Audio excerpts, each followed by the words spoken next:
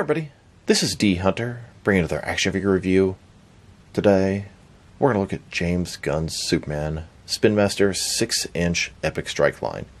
There are 4 figures in this line. I have 2 of them so far, Superman on the way, and I'm sure I'll find Hal Jordan in the near future. Hopefully I'll have them before I do the rest of this video. Now, Spinmaster doesn't typically do 6-inch figures. They usually do 3-inch figures, and I have no interest in that scale. But I collect 6 and 7-inch stuff, so these caught my attention. And I think they actually look worse than the regular figures. They have this gimmicky action feature. I really wanted to get the Hammer guy because they don't have another figure of him. And these seem a little bit bigger, which is good. So let's take a look at the packaging. It's an open package, so you can touch the figure. James Gunn's traditional DC logo. Try me, squeeze the legs, make him do some action stuff. Superman flying toward you. Superman, Epic Strike, Mr. Terrific. He has a couple of his T-spheres, and you have that little action feature on the back. Here's the rest of the wave. I'm still on the hunt for Guy Gardner. And there's the barcode, if that helps. Next, we have Hammer from Moldova. This is the only way to get a 6-inch figure of him, and I think he actually looks pretty good. He has the same sort of little feature, moves around a bunch. He has 2 axes. The back, rest of the wave. His barcode. So no further ado, let's open him up.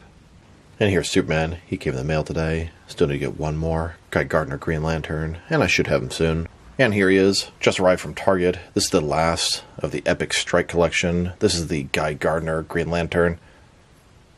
Alright, now that we got these figures out of the package, here they are with all their accessories laid out. This is the entire first wave, and probably the only wave of Spinmaster 6-inch Epic Strike James Gunn Superman movie figures. We have Superman, Mr. Terrific, Guy Gardner Green Lantern, and the Hammer of Barovia. In this video, we're going to take a look at each of the figures. We'll check out their accessories, height, and articulation, and we'll compare them with a bunch of other relevant action figures. Before we dig into Superman himself, let's start off by checking out their height and articulation, which is pretty consistent between the group. So these figures have a pretty similar height. They're all a 6-inch scale action figure. From bottom to the top of Superman's head, standing about 6.1 inches tall. Mr. Terrific, about 5.8 inches tall. Guy Gardner, probably about 5.7 inches tall. And the Hammer, right at 6 inches tall. And now let's check out their articulation, which is pretty consistently disappointing between the group. So, let's take Superman here. Of course, his head can rotate side to side, no problem. Both the elbows are totally limp. I mean, look at that thing. Nothing going on there. You can rotate them depending on how you want to hang or dangle there.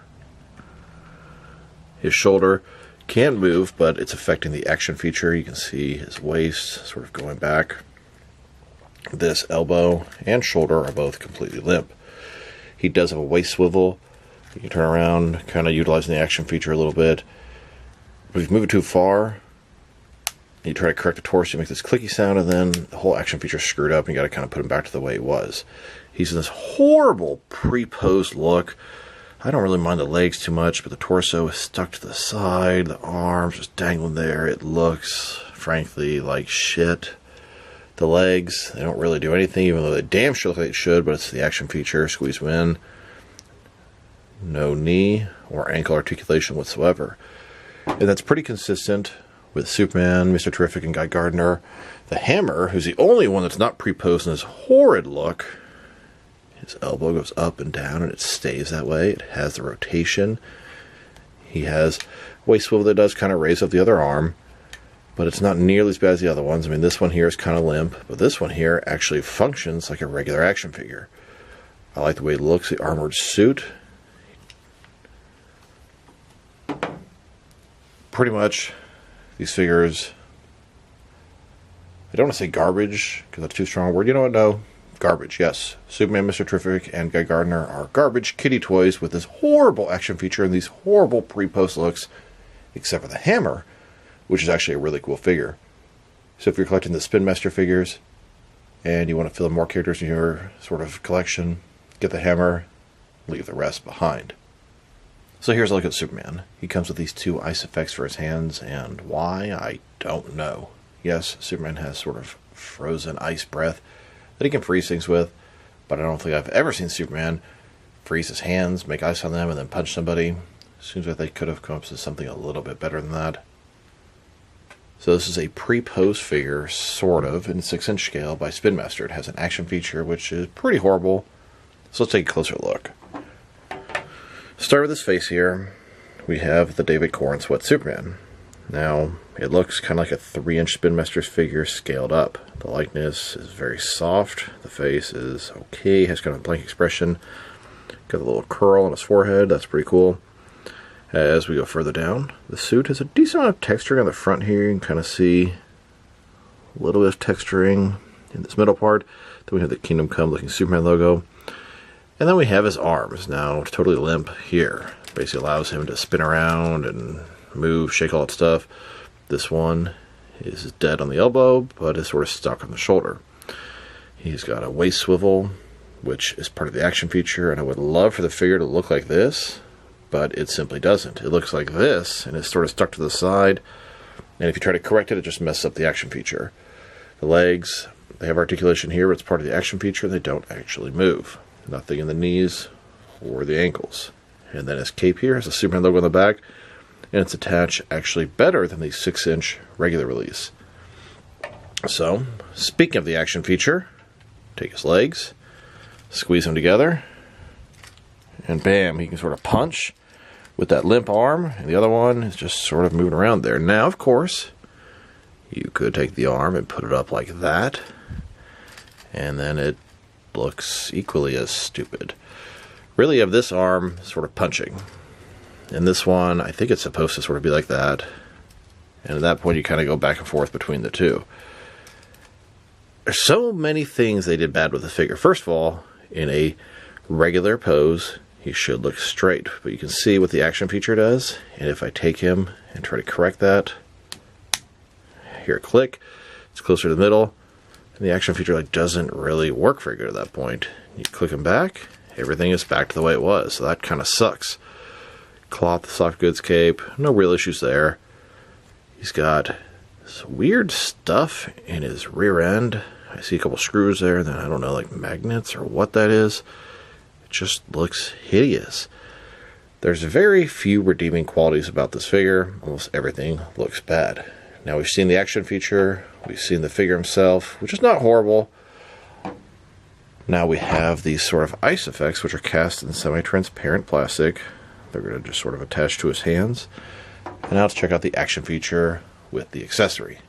And a closer look at his face and head sculpt, which is fair at best. I mean, it's not good, it's not great, it's not horrible, but for a 6-inch Spinmaster figure, it's about, I guess, what I would expect. The single release is a little bit better. Well, yeah. The one with the Kaiju 2-pack is the best. And then we have Superman with those ice effects attached. They simply fit into his hand with a little peg there, and they just look dumb. Of course, and you have the action feature, and he's basically just flinging these ice things from side to side. And the weight of it seems to sort of make that hand not even go up and down and punch. It's just so dumb. I know these are aimed more so at kiddies than adult collectors, but still, they could have easily made this so much better. The action feature itself is stupid, pointless, it doesn't even work very well. And then its pre-post nature is even worse than the action feature. And then the accessories are bad as well. Here he is, next to the regular single release of the 6-inch Spinmaster version. This one has no action feature, which allows the figure to take much better poses standing there. Now the heads, they're pretty similar, equally mediocre. The cape is actually attached better on this guy. They have the whole plastic thing across the top. This one has like a little plastic thing and then the cloth on top, and it just looks kind of dumb, kind of bad. This Superman has a normal looking ass. He doesn't have all this weird magnets and stuff inside of it. This guy has knee articulation, hip articulation, no waist articulation. This guy has waist articulation that doesn't actually function, hip articulation that doesn't actually function, and no knee articulation. And then elbows that really don't function either. Just really can't say enough bad things about this guy right here.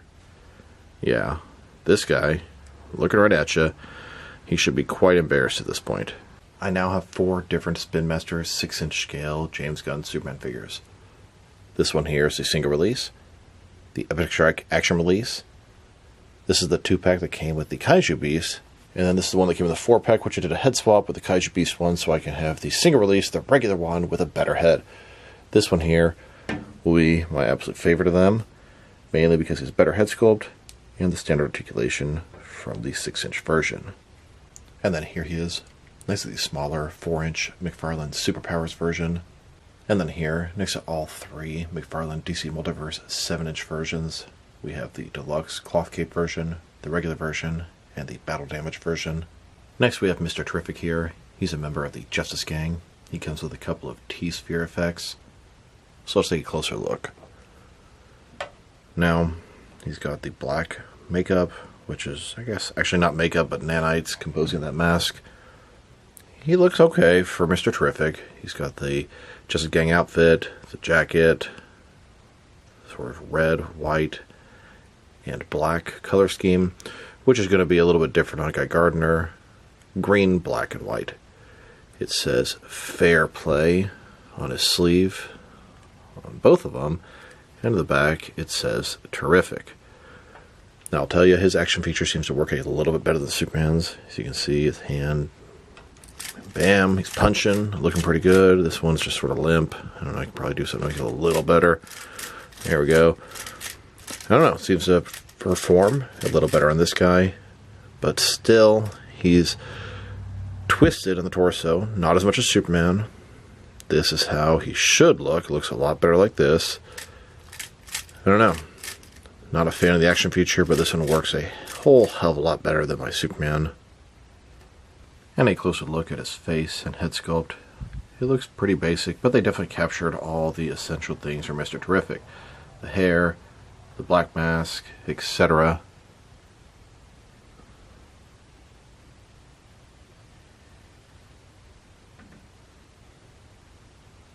Now to attach the T-spheres.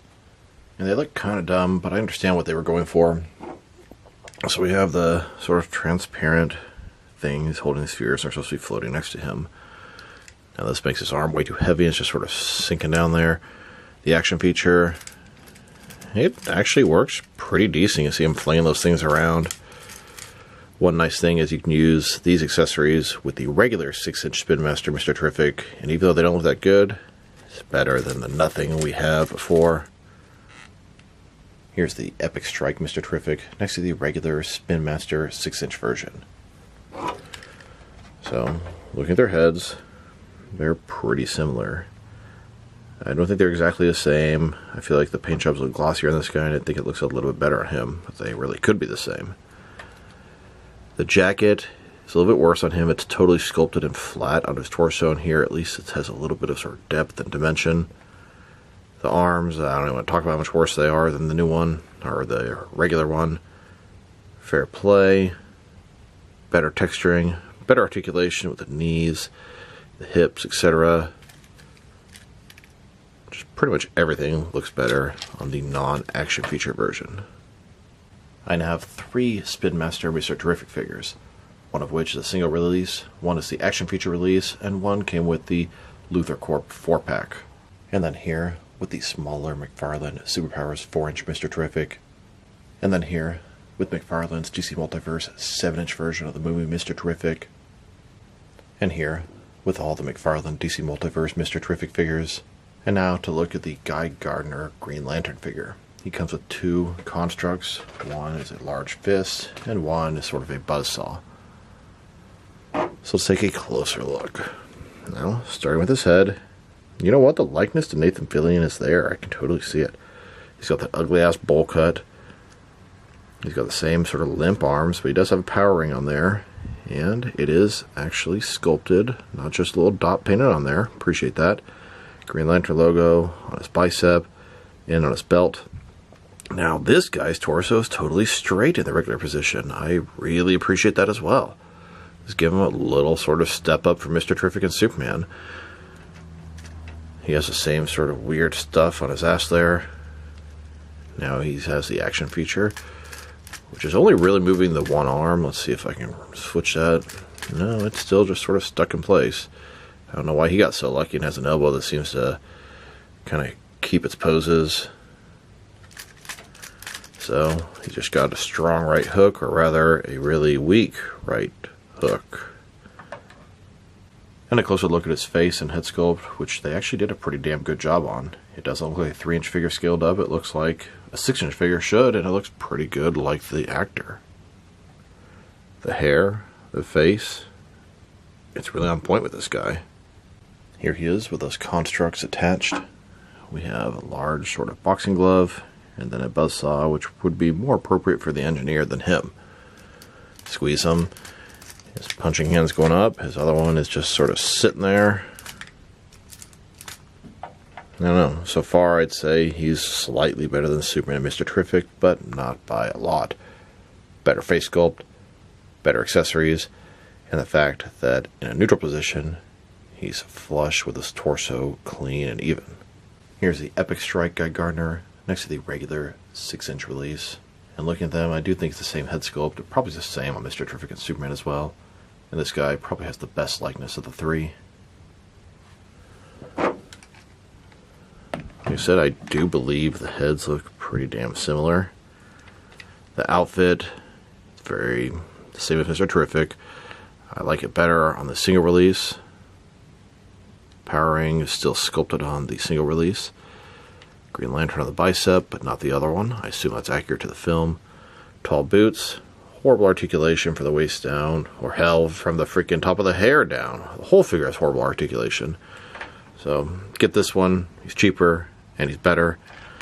Get this one if you like bad and ugly figures. And then here, next McFarlane's Superpowers by Gardner Green Lantern. And here he is, with 3 different versions of McFarlane's DC Multiverse Guy Gardner. None of which are from the movie. It doesn't look like McFarlane is making Guy Gardner or Hawkgirl the 7-inch line, which is quite a disappointment. But McFarlane did make the Green Lantern, Yellow Lantern, and Red Lantern versions. And finally, we have the Hammer of Barovia. He's basically a superhero from that country that's responding to Superman, preventing them to go to war for another country, and sort of attacking the United States in turn. Now, this is the only figure of the Hammer that we've gotten. We didn't get one in the regular Spinmaster 6-inch line. We didn't get one in the McFarlane DC Multiverse 7-inch line. We didn't get one in the Superpowers 4-inch line. I think it's a really cool figure. I think the armor design is pretty cool in the movie. And I think this is by far the best figure in this wave. This figure actually looks normal, looks good, and I would recommend a purchase. So let's take a closer look. Starting with his head, he's got the big sort of circular helmet, the sort of slit here, and the head does have articulation, although it's kind of hard to move it. I like it. The armored outfit, it's got sort of a little star thing here. I don't know if that's supposed to be something with Barovia. This elbow's limp. This one is not. And you can totally move him around and do normal action figure stuff with him. I appreciate that. This side, a little bit different. His waist swivel interacts with the action feature. Fake articulation in the hips. The same weird stuff in the back. And he has kind of a little spine thing here. That's kind of interesting. So, action feature. Bam! He's got a really strong right hook. And it works pretty good. Him and Mr. Terrific seem to have the best functioning action features. And this guy is an actual damn good looking figure. I wish McFarlane made one in their multiverse line. And a closer look at his face, helmet, and head sculpt, which is pretty much a gold sphere with a slit in it, but it looks pretty good and pretty accurate to the film.